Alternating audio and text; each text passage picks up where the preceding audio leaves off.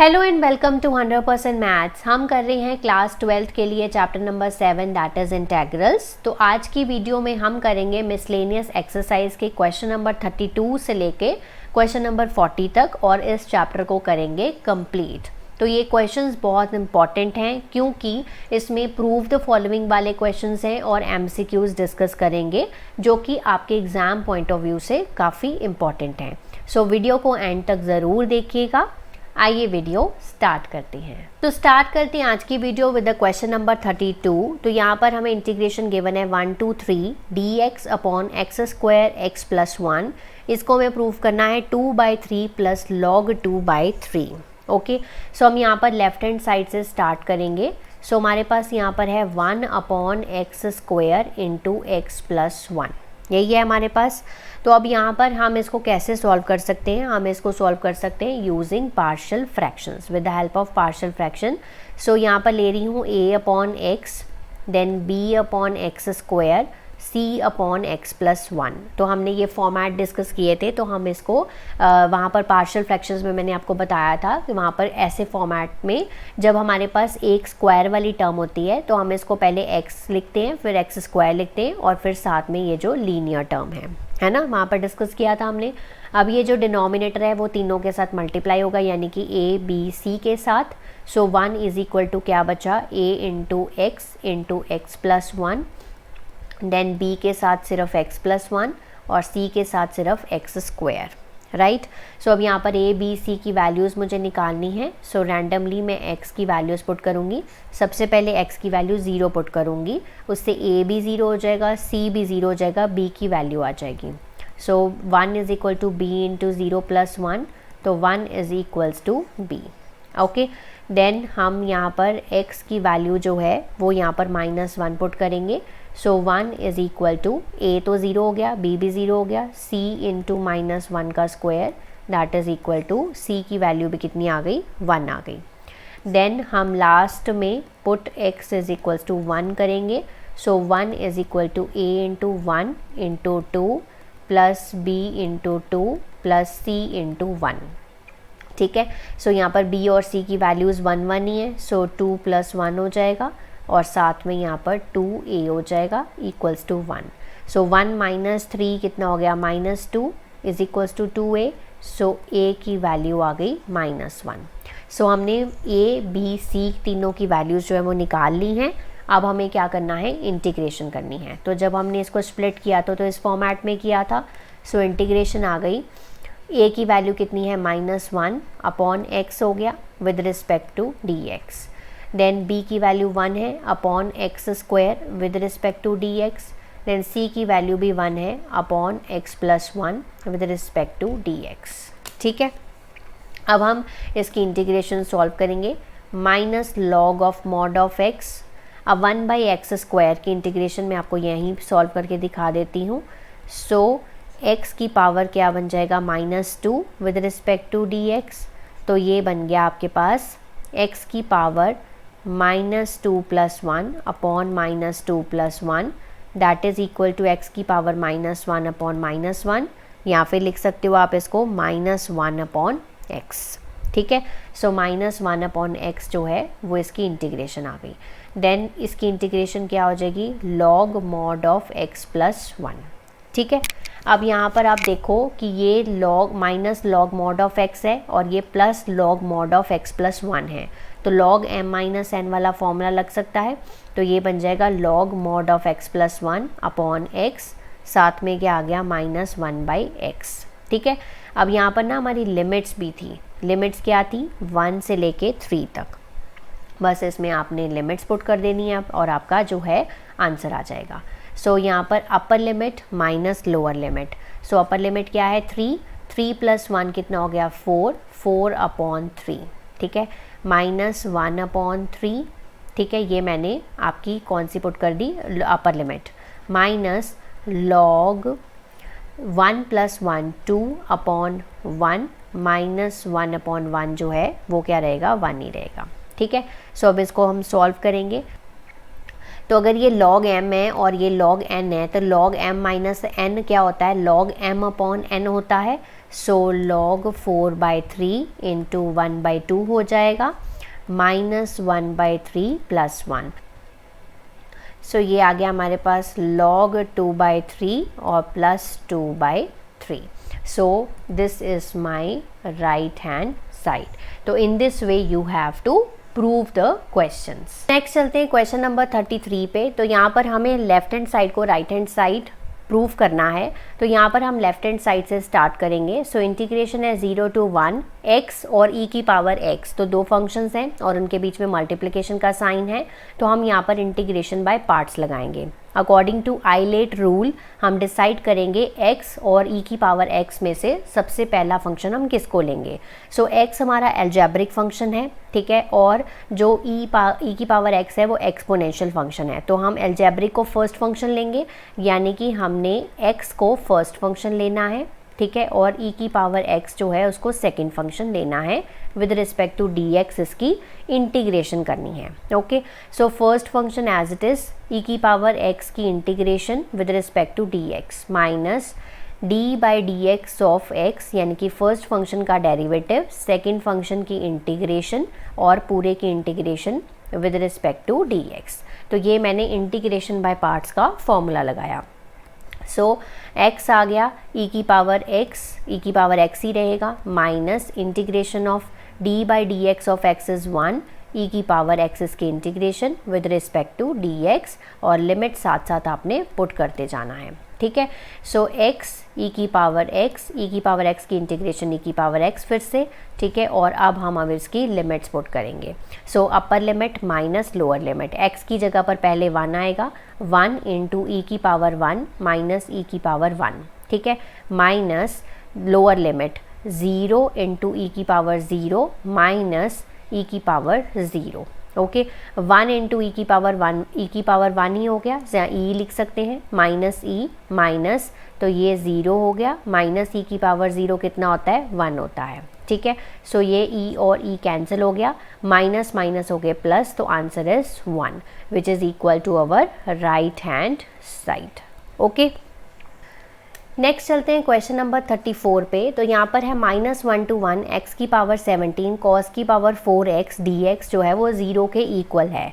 तो यहाँ पर हमारा जो फंक्शन है वो क्या है, x की पावर 17 है, cos की पावर 4x है, ठीक है, ये हमारा फंक्शन है। तो हमने यहाँ पर एक प्रॉपर्टी पढ़ी थी डेफिनेट इंटेग्रल्स में कि अगर हमारे पास -a to a हो हमारी limits, f of x dx जो है वो 0 होता है अगर हमारा जो फंक्शन है f of x it is an odd function, है ना, तो वो 0 के डायरेक्टली हम लिख सकते हैं।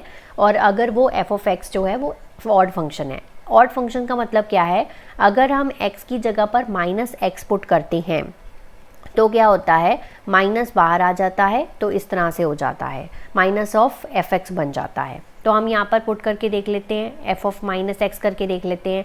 सो -x की पावर क्या हो जाएगा, 17 हो जाएगा, देन cos की पावर 4 और साथ पे -x, x की जगह पर -x पुट करके देखा। अब cos की एक प्रॉपर्टी होती है कि cos जो है ना वो माइनस को हमेशा क्या करता है, खा जाता है। तो यहाँ पर तो हो गया cos की पावर 4x, तो ये सेम मेरा क्या बन गया, फंक्शन f of x बन गया। बट -x की पावर 17 जब भी आप सॉल्व करोगे तो ये ऑड नंबर है, तो ये -x 17 की पावर 17 ही रहेगा, है ना, तो माइनस जो है बाहर ही रहेगा। सो यहाँ पर ये क्या हो रहा है कि यहाँ पर जब हम -x पुट कर रहे हैं सो ये माइनस ऑफ fx बन रहा है ना, बन रहा है। सो हम यहाँ से लिख सकते हैं कि f of x जो है it is an odd function, और इस प्रॉपर्टी को यूज़ करके हम लिख सकते हैं कि इसका आंसर जो है x की पावर 17 cos की पावर 4x dx जो है वो क्या है, 0 है, and which is equal to our right hand side. Okay, so इसमें हमने प्रॉपर्टीज़ ऑफ डेफिनेट इंटेग्रल को यूज़ किया है। नेक्स्ट चलते हैं क्वेश्चन नंबर 35 पे। 0 to π/2 साइन का क्यूब dx इक्वल्स टू 2/3 हमें इसको प्रूव करना है। So starting with the left hand side, so हम यहाँ पर जो साइन क्यूब x है तो हम इसको सबसे पहले क्या लिखेंगे, हम इसको लिख लेंगे sine x into sine square x with respect to dx, है ना। तो अब साइन स्क्वायर एक्स की जगह पर क्या लिख सकते हैं, हम यहाँ पर लिख सकते हैं 1 माइनस कॉस स्क्वायर एक्स, अपनी आइडेंटिटी मैंने यूज़ कर ली। देन 0 टू पाई बाई 2, अब इसकी इंटीग्रेशंस जो हैं वो अलग अलग कर लेते हैं। एक स्टेप और सिंप्लीफाई कर देती हूँ, अंदर मल्टीप्लाई कर रही हूँ साइन एक्स को, sine x cos square x with respect to d x. अब इसकी इंटीग्रेशंस जो हैं वो आप अलग अलग कर लो, साइन एक्स डी एक्स अलग कर लिया और integration 0 to pi by 2 sine x cos square x d x अलग अलग कर लिया। So this is my integration 1 and this is my integration 2। बारी बारी से सॉल्व करूँगी। सो इंटीग्रेशन 1 है मेरे पास 0 to pi by 2 sine x with respect to d x. तो ये तो आसान ही है, साइन एक्स की इंटीग्रेशन होती है minus of cos x. So हम यहाँ पर लिमिट्स पुट कर सकते हैं 0 to pi by 2, upper limit minus lower limit. So minus बाहर है, cos pi by 2 minus cos 0, cos 90 की वैल्यू 0 होती है, कॉज 0 की वैल्यू 1 होती है, माइनस माइनस प्लस और इंटीग्रेशन 1 का आंसर आ गया 1। दूसरी तरफ इंटीग्रेशन 2 मुझे सॉल्व करनी है। सो उसमें है साइन एक्स और कॉज स्क्वायर एक्स, तो इसमें हम सब्स्टिट्यूशन मेथड लगा लेते हैं। सो लेट कॉज एक्स को टी मान लेती हूँ, तो कॉज एक्स की डिफरेंशिएशन हो गई हमारे पास साइन एक्स माइनस का is equal to d t by d x, क्योंकि डिफरेंशिएशन कर रहे हैं। सो डी एक्स की वैल्यू आ गई d t upon minus sine x, right. इसको हम सेव करके रख लेते हैं। अब सब्स्टिट्यूशन मेथड लगाया है तो लिमिट्स भी चेंज होंगी। सो एक्स एंड टी पुट करेंगे। एक्स की लोअर लिमिट है 0 और अपर लिमिट है पाई बाई 2, तो टी है हमारे पास, यहाँ पर हमने सपोज किया है कॉज एक्स। सो कॉज 0 की वैल्यू 1 होती है, कॉज 90 की वैल्यू 0 होती है। सो हमारी जो न्यू लिमिट्स आई हैं वो आई हैं 1 से लेके 0 तक, है ना, 1 से लेके 0 तक। और यहाँ पर साइन एक्स को हम लेके साइन एक्स लिखेंगे और साथ में कॉज स्क्वायर एक्स है, यानी कि हमारा टी स्क्वायर बन गया और साथ में आ गया d t upon minus sine x. Sine x से साइन एक्स कैंसिल हो गया, 1 टू 0 टी स्क्वायर और माइनस हम ले लेते हैं बाहर with respect to d t. T square की इंटीग्रेशन टी क्यूब बाई 3 आ गई, यहाँ पर आ गया 1 से लेके 0 तक और माइनस हमारा बाहर है। लिमिट्स पुट करेंगे, 0 का क्यूब डिवाइडेड बाई 3, 1 का क्यूब डिवाइडेड बाई 3, ठीक है। सो यहाँ पर माइनस माइनस प्लस हो गए, 1 अपॉन 3 आ गया। सो मेरी ये इंटीग्रेशन आ गई I2 की। सो I2 की जो इंटीग्रेशन की वैल्यू है वो है 1/3। सो बीच में माइनस था तो यहाँ पर 1/3 पुट कर दिया।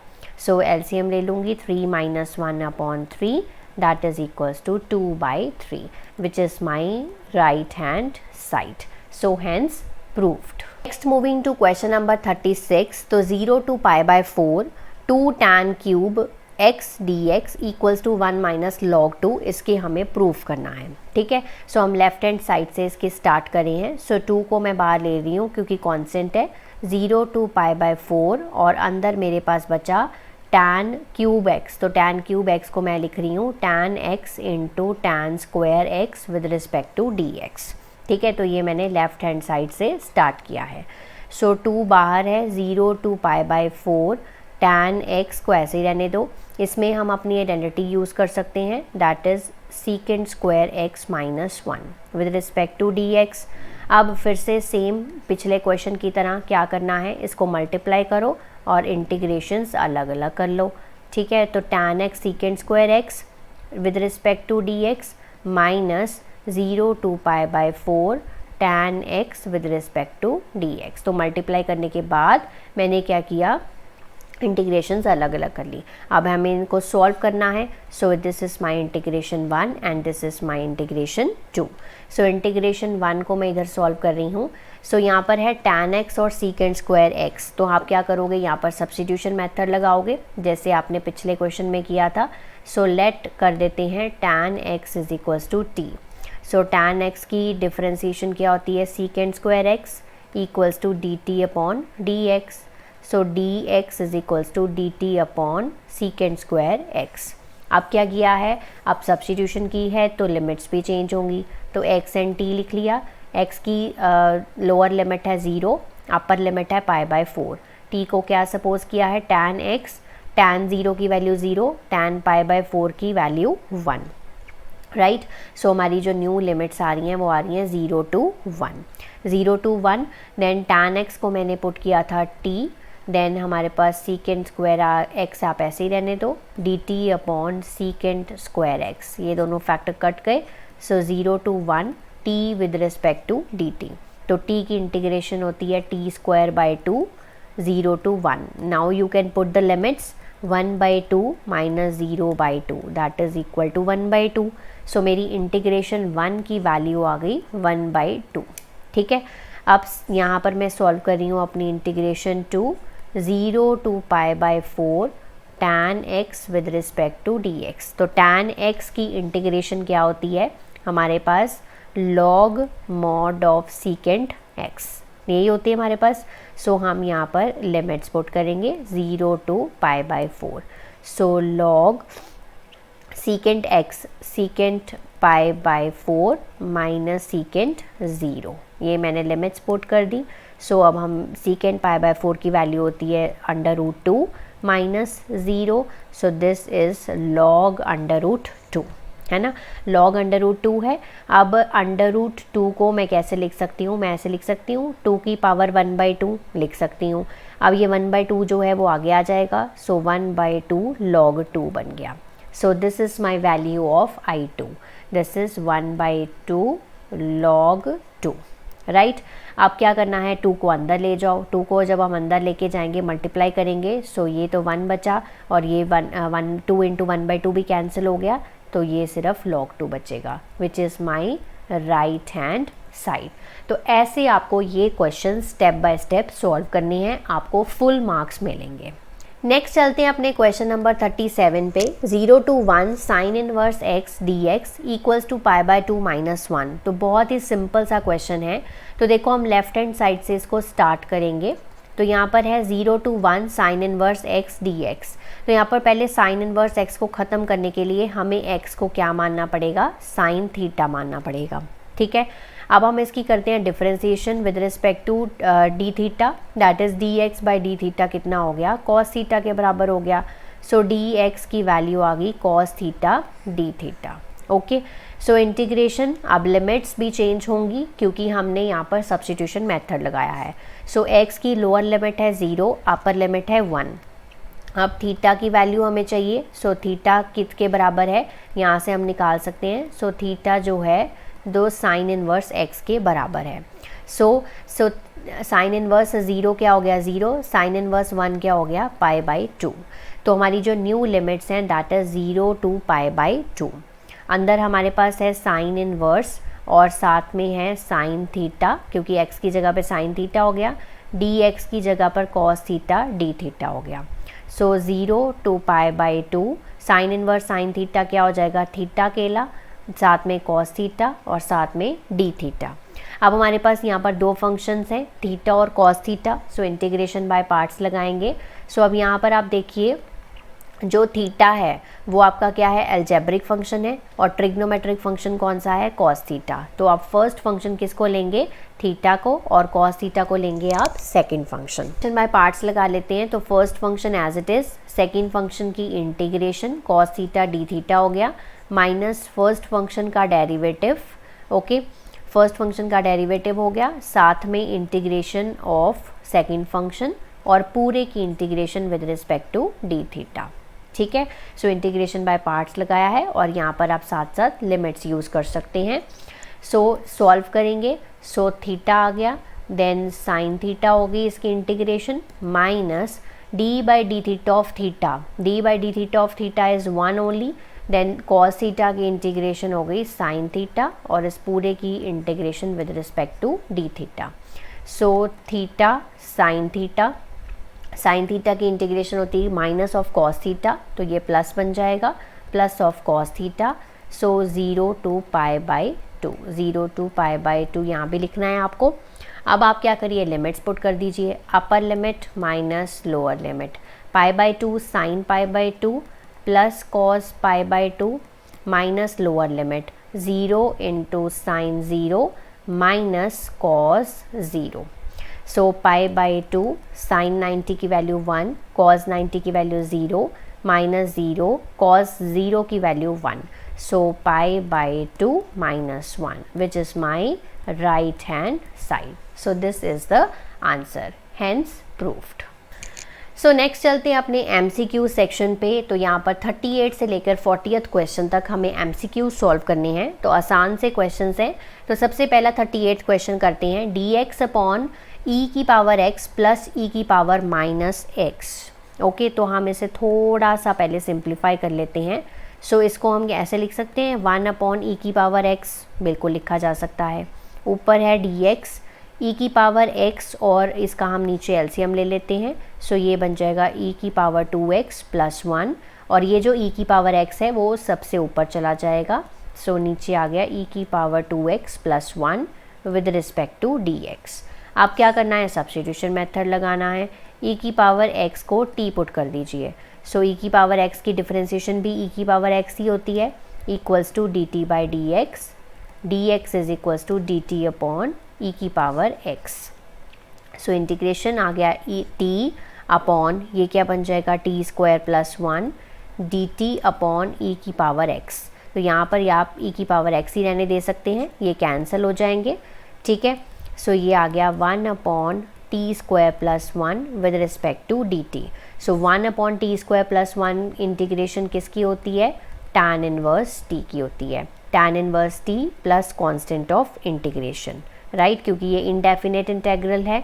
सो tan इनवर्स t की वैल्यू वापस से पुट करेंगे e की power x plus constant of integration. So हमारा ऑप्शन नंबर ए जो है वो इस क्वेश्चन का आंसर है. नेक्स्ट चलते हैं क्वेश्चन नंबर 39 पे. सो cos 2x upon sine x plus cos x का होल स्क्वायर. सो cos 2x का हमारे पास एक बहुत अच्छा फॉर्मूला होता है. सो cos 2x का फॉर्मूला मैं वो यहाँ पर पुट करूँगी, that is cos square x minus sine square x, जो कि हमने क्लास +1 में करा था.